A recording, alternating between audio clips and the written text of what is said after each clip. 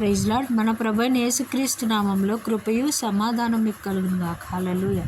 ఈరోజు వాక్యము కీర్తనల గ్రంథము 134వ అధ్యాయము 2వ వచనం.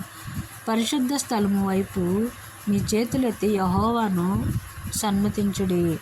అదే కీర్తనల గ్రంథం 34వ అధ్యాయం 3వ వచనంలో, భూమి ఆకాశములను సృష్టించిన యెహోవా సియోనులో నుండి నిన్ను ఆశీర్వదించునుగాక. Praise the Lord. హల్లెలూయా. మనం దేవుని యందు భయభక్తులు కలిగి ఉంటే, ఆయన సన్నిధిలో యథార్థమైన హృదయం కలిగి ఉంటే, ఆయన సియోనులో నుండి మనల్ని ఆశీర్వదిస్తాడు. Praise the Lord. మన హృదయంలో ఆయనే ఉంటాడు.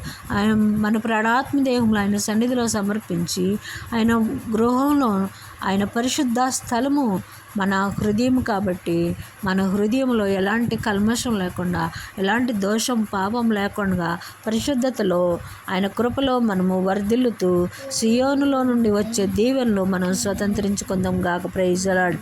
హల్లెలూయా. అట్టి కృప దేవుడు మనకు అనుగ్రహించును గాక. ఆమేన్.